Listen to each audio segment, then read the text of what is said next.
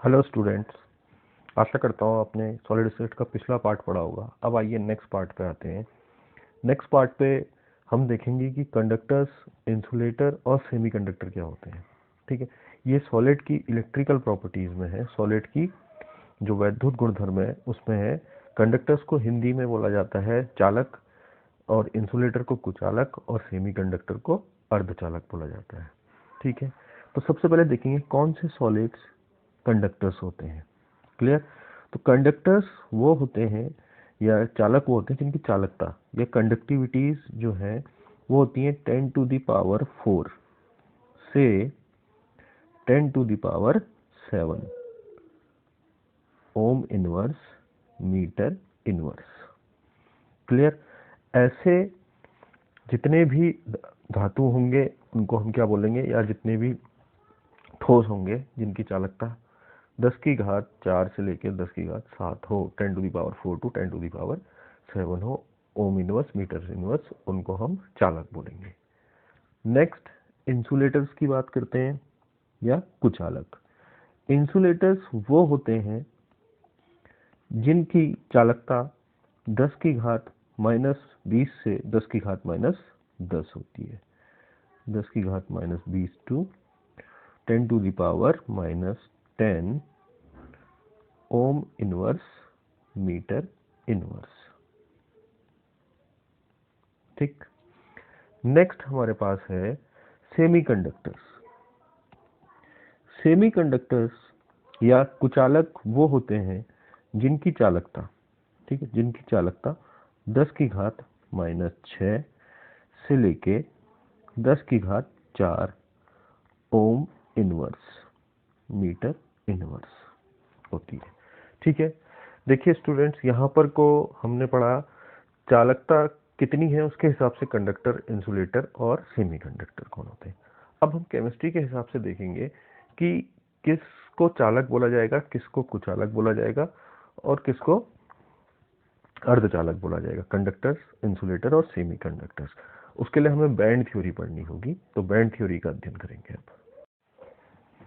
चलिए फ्रेंड्स, अब band theory को समझते हैं। बैंड थ्योरी में हमें सबसे पहले जो बात समझनी है वो ये समझनी है कि हमारे पास अगर दो एटॉमिक ऑर्बिटल्स हैं, ठीक है, तो ये दो एटॉमिक ऑर्बिटल्स मिलेंगे जब, तो वो दो मॉलिक्यूलर ऑर्बिटल्स फॉर्म करेंगे।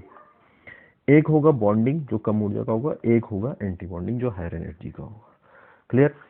तो वैसे ही जब दो पे दो बन रहे हैं तो एन पे कितने बनेंगे, एन मॉलिक्यूलर ऑर्बिटल्स फॉर्म हो जाएंगे। क्लियर।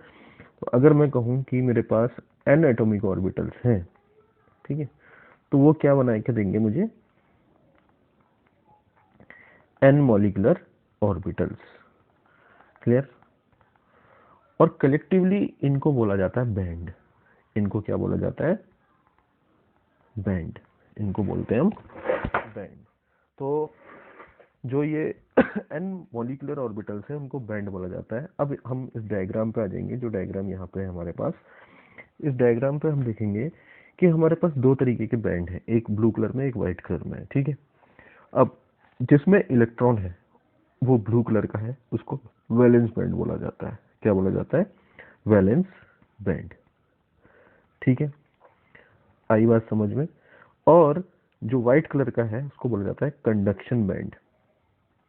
ठीक है, तो दो तरीके के बैंड मिल गए हमें, वैलेंस बैंड और कंडक्शन बैंड। इलेक्ट्रॉन है वैलेंस बैंड में और इलेक्ट्रॉन को जाना कहाँ है, कंडक्शन बैंड में। ठीक है, तो यहां से हमें पता चलेगा कि कौन इंसुलेटर है, ठीक है, कौन सेमीकंडक्टर है और कौन कंडक्टर है। क्लियर। सेमीकंडक्टर मतलब अर्धचालक, कुचालक और चालक। तो इस पे देखेंगे, ये वाला हमारे पास कंडक्टर है।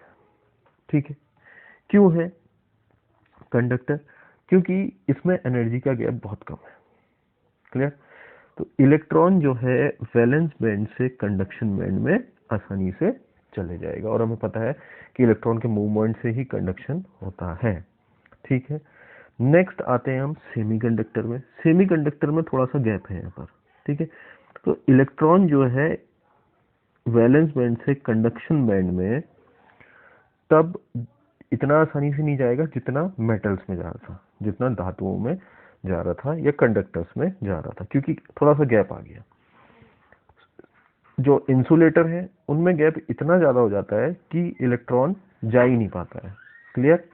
इलेक्ट्रॉन वहाँ पहुँच ही नहीं पाता है, क्योंकि गैप ज़्यादा है, इसलिए इलेक्ट्रॉन जो है वो वैलेंस बैंड से कंडक्शन बैंड में नहीं जा सकता। और ये गैप किस चीज़ का है? ये एनर्जी का गैप है। क्लियर? तो जब एनर्जी का गैप कम हो, क्लियर, एनर्जी का गैप बहुत ही कम हो या नहीं के बराबर हो इस वाली सिचुएशन में, तो वो कंडक्टर्स कहलाएंगे या चालक कहलाएंगे। किसके बीच में एनर्जी का गैप? वैलेंस बैंड और कंडक्शन बैंड के बीच में। क्लियर? और जब बहुत ज़्यादा गैप हो तो वो कुचालक हो जाएंगे, वैलेंस बैंड और कंडक्शन बैंड के बीच में। ठीक है? और जब हमारे पास बहुत कम गैप हो या इन दोनों के बीच का गैप हो एनर्जी का, वैलेंस बैंड और कंडक्शन बैंड, संयोजी बैंड और चालक बैंड के बीच में। क्लियर हो गया? ठीक है, तो उसको हम क्या बोलेंगे? तब वो सेमीकंडक्टर या अर्धचालक हो जाएगा। तो बैंड थ्योरी को एक बार रिवाइज करेंगे। बैंड थ्योरी ये है कि जो n मॉलिक्यूलर ऑर्बिटल्स हैं, ठीक है, आणविक ऑर्बिटल जो है n, उनको बैंड बोला जाता है कलेक्टिवली। वो कब बनते हैं? जब n एटॉमिक ऑर्बिटल मिलते हैं। ठीक है, ये दो तरीके के होते हैं, वैलेंस बैंड और कंडक्शन बैंड। जिसमें इलेक्ट्रॉन होता है वो वैलेंस बैंड, जिसमें इलेक्ट्रॉन जाता है वो कंडक्शन बैंड होता है। क्लियर? तो सबसे पहले मेटल पे एक बार रिवीजन के लिए आ जाएंगे। यहाँ पर आसानी से चले जाएगा मेटल पे, इसलिए ये क्या है? कंडक्टर है, क्योंकि इसमें एनर्जी का गैप बहुत कम है दोनों बैंड में। फिर उसके बाद आते हैं हम कुचालक में या इंसुलेटर में। इसमें इलेक्ट्रॉन जा ही नहीं पाता है वैलेंस बैंड से कंडक्शन बैंड में, क्योंकि एनर्जी का गैप बहुत ज़्यादा है, इसलिए ये जो है कुचालक है या इंसुलेटर है। और ये है सेमीकंडक्टर। सेमीकंडक्टर में आसानी से चले जाता है, लेकिन इतनी आसानी से नहीं, मेटल के बराबर नहीं। ठीक है, मेटल से थोड़ा कम, इसलिए ये सेमीकंडक्टर है, इसमें एनर्जी का गैप कम होता है। चलिए, अब हम सेमीकंडक्टर्स हमने जान लिया है कि क्या होते हैं, तो अब इनके टाइप पढ़ते हैं। ठीक है, ये दो टाइप के होते हैं, एन टाइप सेमीकंडक्टर और पी टाइप सेमीकंडक्टर्स। ठीक है, एन टाइप सेमीकंडक्टर्स में क्या होगा, पी टाइप सेमीकंडक्टर में क्या होगा, उसके लिए हमें एक परफेक्ट क्रिस्टल समझना है। ठीक है, यहाँ पर देखिए हमारे पास एक परफेक्ट क्रिस्टल है, वो है सिलिकॉन एटम का। ये सारे के सारे सिलिकॉन एटम लगे हुए हैं, जितने भी यहाँ पर को हैं। ठीक है, हमें दिख रहे हैं जो भी एटम ये सिलिकॉन के लगे हुए हैं। अब अगर इसमें कोई 14 ग्रुप का है हमारे पास सिलिकॉन, सबसे पहले हमें ये समझना है सिलिकॉन कौन से ग्रुप का है? 14 ग्रुप का है। ठीक है, इसमें कोई इम्प्योरिटी डाली जाती है, इसमें कोई इम्प्योरिटी अगर 15 ग्रुप से डाली जाती है, जैसे कि यहाँ पर को हमने डाली है आर्सेनिक, दिख रहा है आपको, AS हमने डाला है, तो आर्सेनिक जो है वो 15 ग्रुप का है। क्लियर? आर्सेनिक 15 ग्रुप का है, इसलिए जो यहाँ पर कुछ चेंजेस आएंगे वो ये आएंगे कि इन सब के पास वैलेंस शेल में जो सिलिकॉन है वो 4 इलेक्ट्रॉन्स होंगे। ठीक है, लेकिन आर्सेनिक के पास कितने होंगे? 5। एक एक्स्ट्रा इलेक्ट्रॉन होगा और वो ये मोबाइल इलेक्ट्रॉन होगा, जिस वजह से कंडक्टिविटी बढ़ेगी।